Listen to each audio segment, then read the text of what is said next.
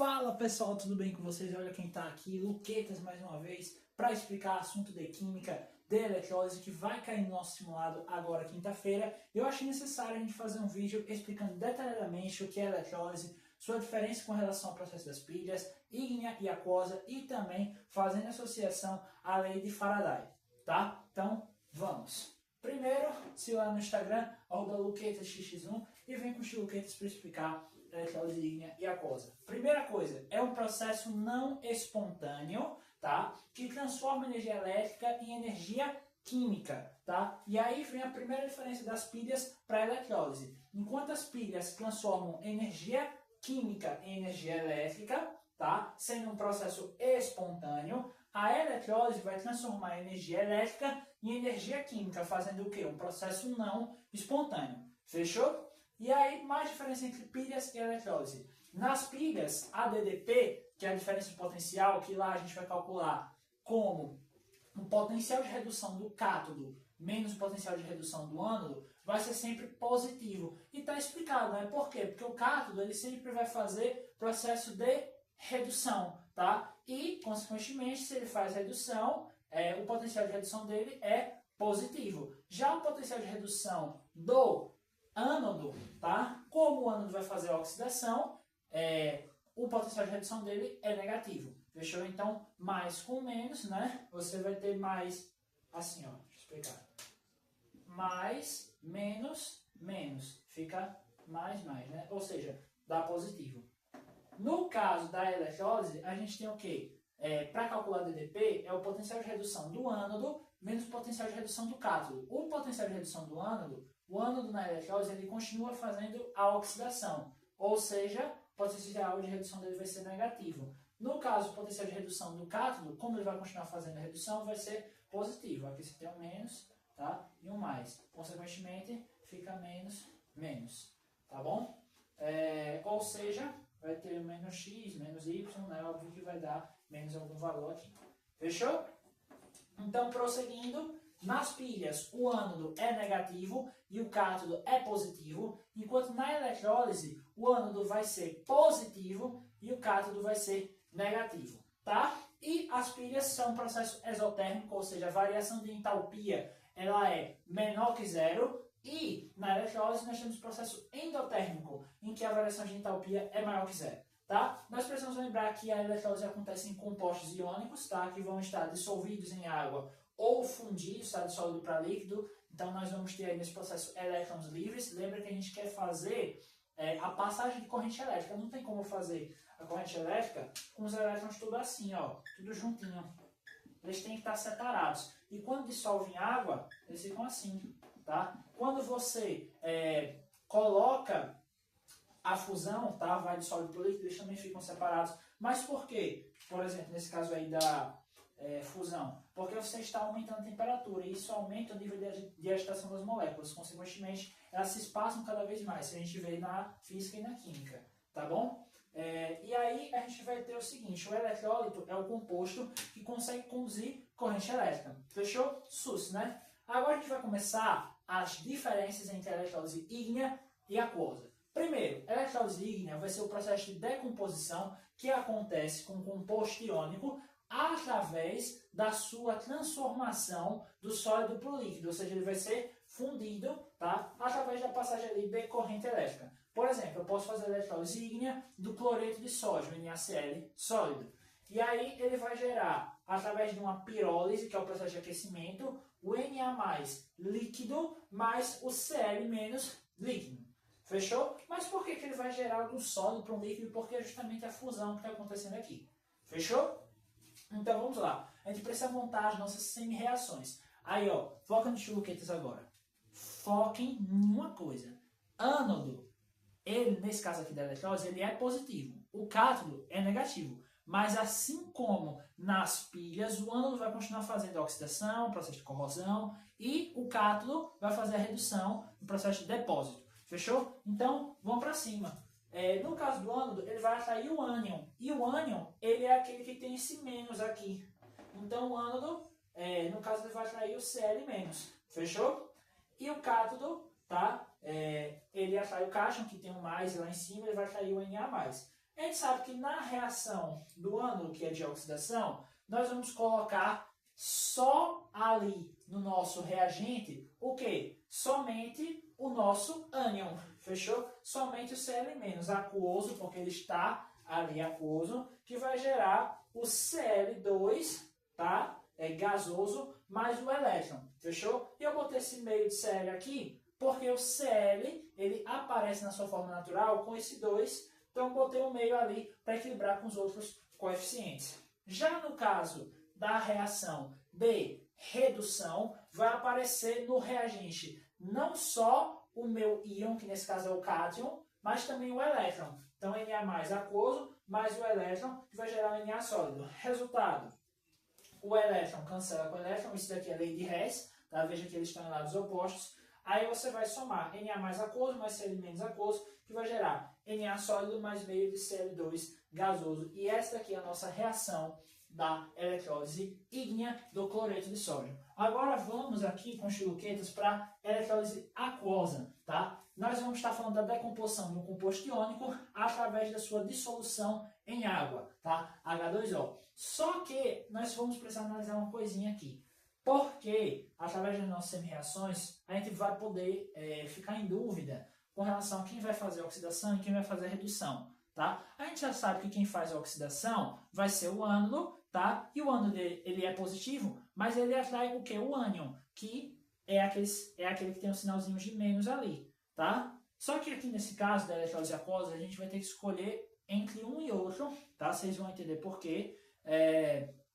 Para fazer a redução, ou para fazer a oxidação, da mesma forma que a gente vai ter que escolher para fazer a redução. E isso vai acontecer através da tabelinha aqui, ó. Ordem do potencial de redução. A gente sabe que na água, ó, vou escrever aqui, na água, tá? A gente vai ter H+, mais o H-.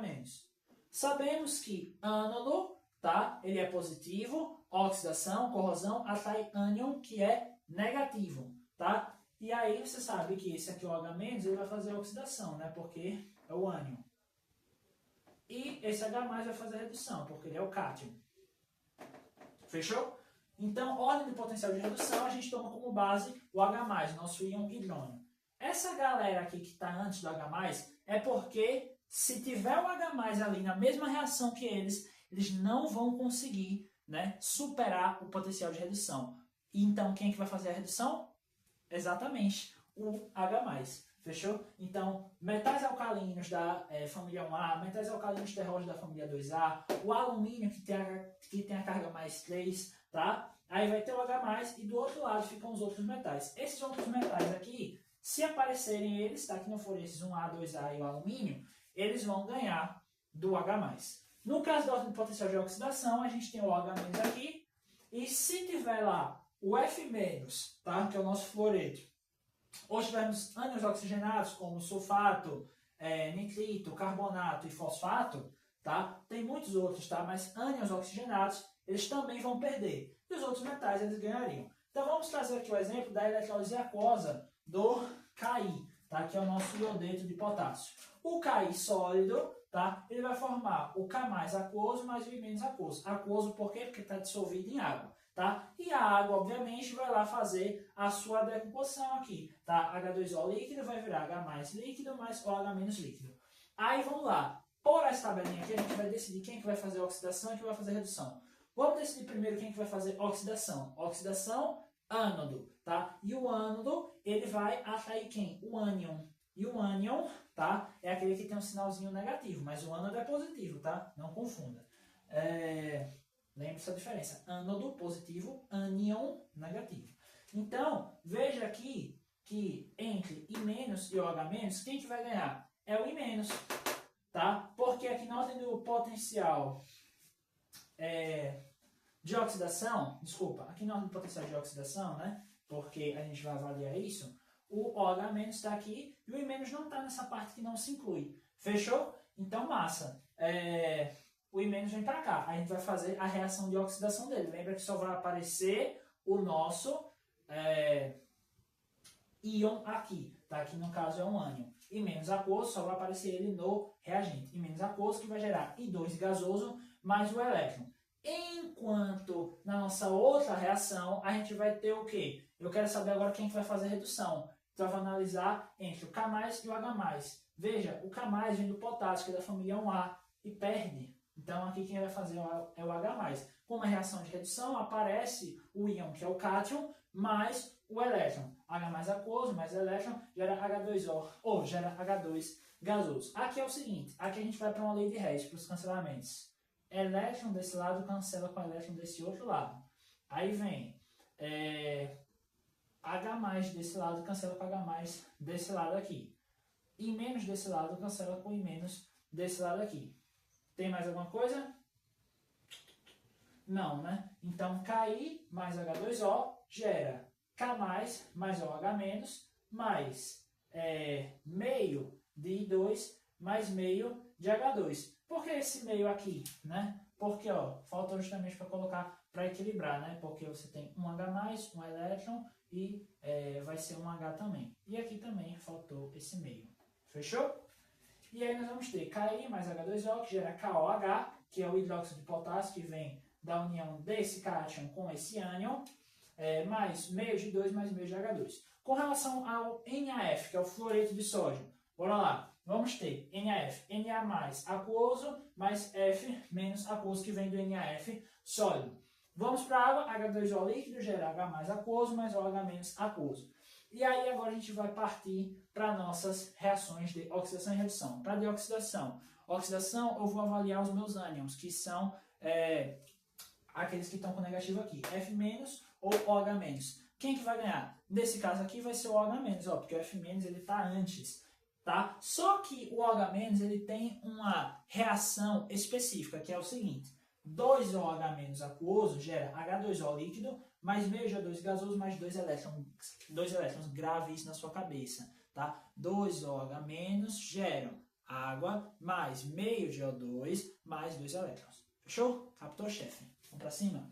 Então, ó, com relação à minha reação de redução, tá? A de redução, eu vou ter H+, e o Na+. Quem que vai ganhar? O H+, né? Porque o Na, ele é da família 1A, então ele perde. Mais uma vez, nós vamos ter aqui H+ aquoso, mais elétron, gera H2 gasoso. O que vai acontecer nesse caso aqui? Aqui nós vamos ter que estar fazendo alguns cortes também. Esse H+, primeiro deixa eu botar esse meio aqui, né? Pra gente não esquecer. Então, vamos lá. Esse H+, ele corta com esse H+. Vamos ter que esse elétron, ele vai cortar com esse elétron aqui, ó. Aqui são 2 elétrons, né?